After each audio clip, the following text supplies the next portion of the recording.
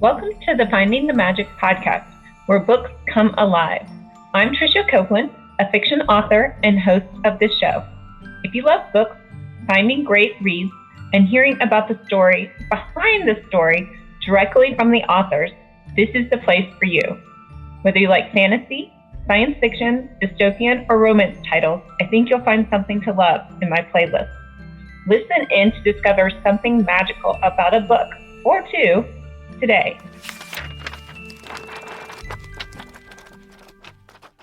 Welcome, Brad.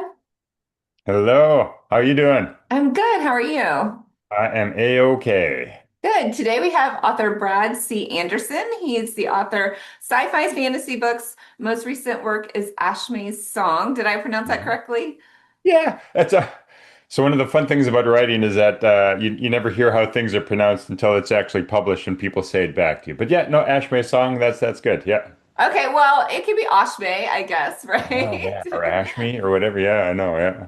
Yeah, I had a certain thing in my head about my characters' pronunciations of their names, and readers definitely took Yep. them a different way. So then when I did my audiobook or even when I would do blurbs or um like like summaries, I would put in parentheses the pronunciation that I was thinking in my head. So I don't know if that works Yeah. or not, but And you know how there's like always words that you know how to read, but then you never actually you never speak like superfluous. Sort of it's spelled like superfluous, and I know a lot of people that kind of like superfluous, and you're like what? Or like omnipotent is omnipotent.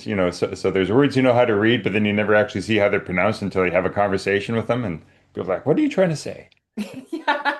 Well, in different parts of the country, different parts of the world, Oh yeah. Yeah. different countries, yeah. So Just yeah, I'm exotic. That's all. I'm not mispronouncing it. I'm exotic. That's fun. Okay, so jump in and tell us about Ashme, and the book. Ashmi. Yeah, you bet. So Ashmi's song. So it's a sci-fi fantasy, or well, science fiction, sci-fi fantasy. Science fiction takes place in the far future in a far different world. The society that Ashmi is growing up in is in this period of basically collapse into civil war, and she's got this choice to make. She has to choose between looking after her family, looking after her brother, or fighting for her people. And that's kind of the choice that she faces, and the story's kind of with her wrestling through that throughout. Where did the inspiration come for this book? You know what? It's funny. Well, I don't know if it's funny. Um, so it came. It takes me a long time to write the book. So the inspiration for this book came way back in 2016. Sort of it wasn't fun, but it was during the Syrian refugee crises. Syria devolved into civil war, and like millions of refugees fled the country. And I remember at the time watching the news, and there were some news stations where they'd have pictures of the refugees, and there'd be all these young men, and people would be like, "Look at all these young men and refugees. They shouldn't be coming to our country. They should be staying home and fighting for their country." And it kind of got me thinking, like, what what does it mean to be a hero? Like, is a hero somebody who like gets their family and gets out when danger comes, or is a hero somebody who stays and fights for their country? And you can probably make an argument for both. I thought that was sort of an interesting, like that's an interesting tension. Like, what do you do? Do you grab your kids and run, or do you stay and fight? I don't know if there's a right answer to that, but yeah, I wanted to explore that. So that's where the impetus for the story was born. Yeah, I definitely don't see a right answer to that Oh, question because if you think, okay, if I send my family off on their own, maybe they won't survive and I won't have a family to come back to. So what I had been fighting for, I mean, yes, you're fighting for the greater good, yeah, maybe, yeah, but if you yeah. end up And, alone, yeah, and it's like somebody has to fight for what's right, but yeah, like we're like yeah, but yeah, what do you do? I think that's it's not an easy answer. Like it's an easy answer when you're sitting in your armchair and you're like looking at the news, pointing your finger. But when you can hear the tanks down the road, not so much of an easy question anymore, right? right. So yeah, that's what I thought. And yeah, I just wanted to not play, but I wanted to explore that in the story, and that's kind of where Ashme's song came from. And talk about the sci-fi part of that story because Yeah. I read the blurb, but for the audience, tell Yeah. us all about that. part? And why Yeah, did you so incorporate it in this story specifically? yeah, all right. So I feel okay. First off, why sci-fi, and then what are the sci-fi elements of it? A lot of my stories always come out as sci-fi, and I think part of that is I think science fiction as a genre, I think, has a number of roles. Like one of the roles of science fiction is to help us think about and envision how we incorporate technology and to sort of future-proof us a little bit, or future-proof our psyche a little bit. But I think another role, a role of science fiction that I'm really interested in, is that you can explore important themes without the reader's baggage coming along, right? Like if I was to like, there's plenty of civil wars that I could like in the world today that I could center the story in. But I think when you sort of center something in the real world, people bring their baggage. Oh, baggage maybe isn't the right word, but you bring you bring your own attitudes about this, right? Might have very strong feelings about a particular conflict in today's world, and you can't necessarily see things objectively, or it's harder to see things objectively. Whereas if you place it in this fantasy world where you kind of create all the sides and you create you do the world building to create that society, people can come to it a little bit more open and sort of learn the world, learn the society for the first time, and I think that's a powerful tool that science fiction can play. It can allow us to see ourselves in an objective light, whereas something centered in today's world, we bring our lenses with us, I think, or are more likely to. So I know that's one of the reasons why I think I'm drawn to writing in science fiction is for that reason. Plus, also it's fun. You get to sort of imagine and envision things. So some of the science fiction elements there. Um, so one of the it's important sort of plot theme is this society there is there's the Calum Peace Force, which is sort of the police presence that has control over the society. A little bit of a misnomer, the Peace Force, but the Peace Corps. But that's what they call themselves, and it's sort of the arm of the government controlling the society. And a key element of this force, they call it the Angel Network, which is these they're basically drones, but they're very advanced science fiction-y drones that are independent, they have a tremendous amount of control. They're, weapon systems basically that are used for maintaining the peace. And how does the society make itself comfortable having these floating weapon systems, in their city? Like, well, they make it, they make it independent. So it's this big AI system that's independent of the police force, and like no one person controls it. It's like the government has to vote and stuff like that. But it can be hacked, and so that's kind of there are forces that are trying to gain control of this advanced sort of drone weapon system police force that kind of floats through the cities. So that's kind of a key element of the story there. There's others like the main character Ashme. So one of the way that I tried to create the tension that she was facing is that so she has a twin brother, but her brother is special needs. So he has some genetic defects, so he's not able to look after himself. And they're on their own. They're not on their own, but their family structure is not traditional because of their past. She's basically the main caretaker of her brother. But what does she actually have to give?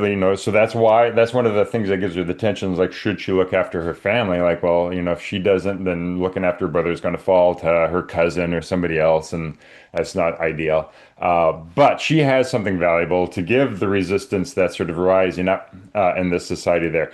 So I created this. I call them indigo children. So in the history of this world, thousands of years in the past, there are these sentient AI that kind of existed on this planet, and then one day they just left for another star system. But as they left, they created sort of introduced in this genetic code of humans this ability to be able to control technology at a distance. So, they can kind of walk into a room and they can, as I say, they can control technology. They can hack into computer systems at a distance. So she has this cool power. She's, it's a very rare gift.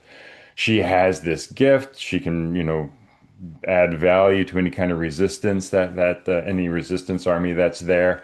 Like she can hack into this angel, or not an angel network, but she can sort of hack into individual drones and shut them down and stuff like that.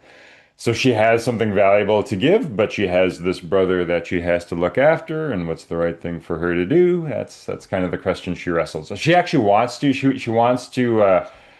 She's young. Their father was this big hero in a previous war, and she wants to kind of follow in his footsteps. So she kind of like, she kind of wants to like leave her brother behind and go off and fight the big fight and become the big hero. But she feels this obligation to look after him and make him safe. So that's she wrestles with that throughout. Yeah, I would think when you have this some kind of special ability or talent that you could lend, you think, well, Jesus. this is my opportunity. I am the Yeah. one that could help, or not at least I'm a the little piece of them, right? yeah. So that would be definitely conundrum there. Yeah. It was interesting. So I saw that you have a biotech background. Is that why Yes. you did like the AI DNA sort It of? is. Yeah, yeah. My background. It's funny. I don't do my career has completely changed since then. But my first life was yeah in the biotech. So I have like a degree in medical science and all that stuff. So like this book, my previous book as well, Deutero, also relies much more heavily on sort of my the extrapolation of my biological knowledge. Like a lot of sci-fi is kind of about physics and spaceships and all that kind of stuff, whereas a lot of my sci-fi incorporates more the biotechnical aspects, just because that's kind of where my background comes from. Fine, yeah. I was invited to write an anthology, and it was supposed to have a healing theme, but I have a biotech background too, so did Oh, genetic engineering, microbial genetic engineering, and so you say healing to me, I'm like, okay, we're gonna like change the DNA of this bug or create a vaccine or create something that can, change the virus so it will mute or will kill the virus or something, right? And everybody else was like healing cancer, like I was like, no, we need to yeah, do genetics here. I mean, I yeah, guess no, now cancer is genetics, a lot of the exactly, targeted immunotherapy. It's becoming more genetic based, but yeah, yeah, exactly. so That's cool, cool, cool, yeah, cool. fun. Yeah, And so yeah, and like you taking this biotech sci-fi, would you consider it to be, and I guess that's why I kind of said sci-fi fantasy, because people yeah, a lot of times have like big definitions about hard I sci-fi know. versus soft sci-fi, and a lot of people don't want like sci-fi that's not really hard sci-fi.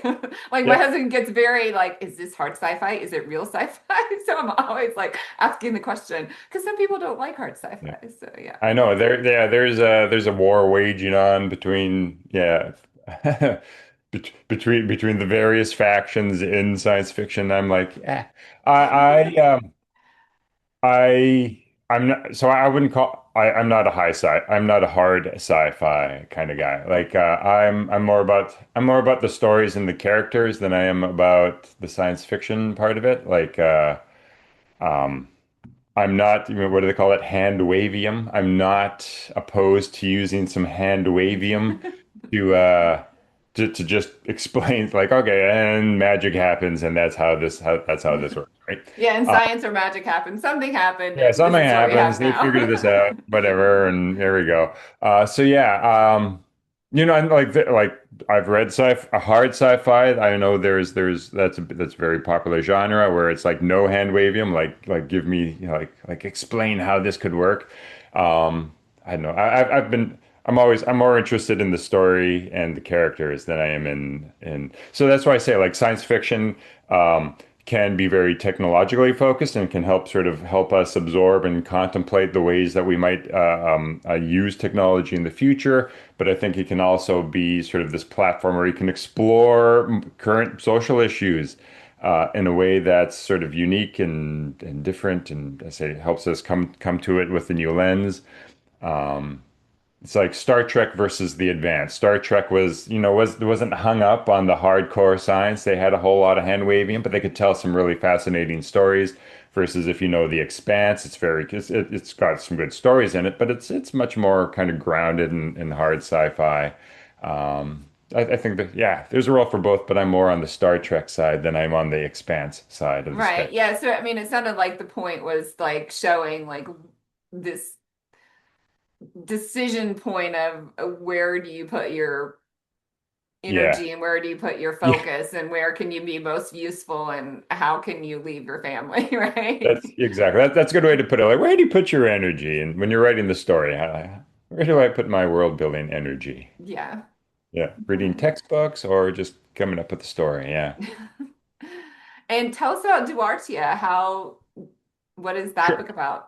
Yeah. Dua tarot. So way to remember it. Duartero, sorry. Dua means second, and tarot means earth, right? So Dua tarot, second earth. So again, that also um, is a far future, looking at a space colony.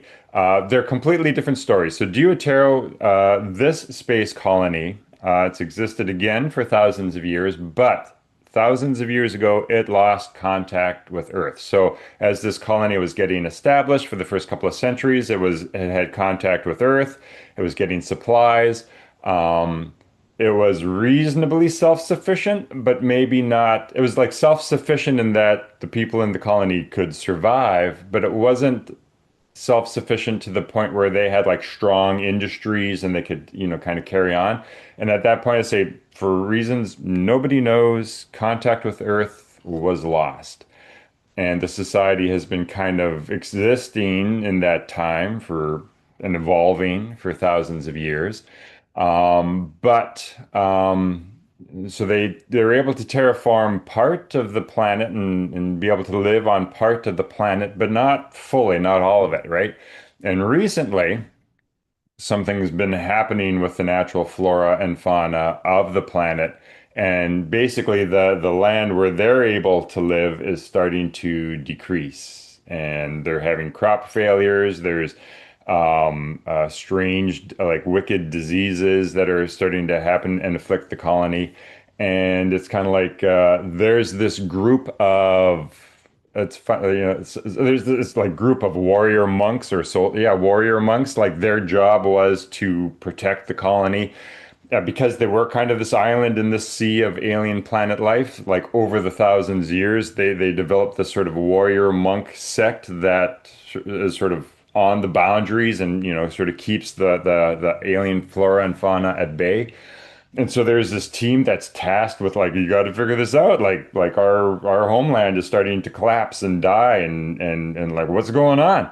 And they're like, that kind of explores, they've lost so much of the technology that they had from Earth. Like they had this technology, but they didn't know how to build it some more. So it's like slowly falling apart. And so they're kind of, they have these machines and these tools. They don't know how they work. They're starting to fall apart. They're kind of jury-rigged. They're trying to figure out what's happening.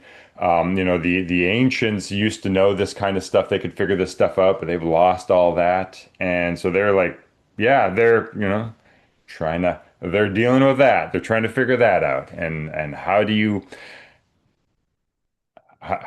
how do you save yourself when you don't know what to do? The stakes are high, you don't know what to do. How do you respond to that? That's what they have to figure out. Well, that's interesting because that, can somewhat mirror maybe what people have been talking about in our society with Yeah. the loss of people doing building mechanical Yeah. things and just focusing on computer technology and AI, and like, so Yeah. not having those basic skills that maybe we're losing in the next generation. I don't know if you've heard like a little bit Yeah. of, I Oh mean, yeah. like Yeah. that debate about, how are we educating, what are we focusing on, and Yeah. we really need to keep certain technologies just to like in case something happens. Yeah. All the Oh, books absolutely. are lost, right? You can't access books or, you know. Yeah, absolutely. And you think about like, like what's history going to be like in the future? Like history now is like you can look at old books and you can figure out what happened. But now it's like, man, I don't have a CD player anymore. Like, how am I going to look at what's on my CD? And if that 100, 200 years in the future, like are they still going to have CD players? Are they still going to have things that can read our internet? Like how much history could be lost? Yeah, I know, right? I know. It's interesting, yeah, because my husband and my sons work on classic cars, and you can actually still order like the original manual of how Ford made whatever car for whatever year, and it's like a huge book of Yeah. how they made like every piece in the car. So you could read like how to fix whatever it is that you needed to fix, Cool. but in a physical book. But how much Yeah, longer are those going to be in I know. existence? And Yeah, yeah, so that's interesting it, premise there. totally. And like with modern cars, so much of the stuff is proprietary, and like you can't just 50 years ago you could just monkey wrench and fix your car, whereas now you need like a Ooh, there's a computer computer system there, yeah. to read. You have to have the software to read, and it's like, yeah, you can't anymore. And what do we lose? And it creates this vulnerability, right? This vulnerability. You become dependent on, like, you've sort of taken part of, yeah, you become dependent on this outside thing. And as long as that outside thing works, you're fine, but it, it Yeah, stops. now you're making a case for the preppers, right? Yeah, well, yeah, I know. It's like you're right. I don't know. It's and like I think of this, as I get older, I think of this, when I use Google Maps when I'm driving, and every once in a while I feel like, if every once in a while I'll just turn it off. I'm like, can I still figure out how to get around my own city without Google Maps anymore? And yeah, I know. It's like I should be able to get around the city without Google Maps. It's nice to have it, and I use it a lot. It helps me avoid traffic. But I think, yeah, every once in a while, like let's just see if this brain can still work. Yeah, I still store lots of toilet paper in my closets, Yeah.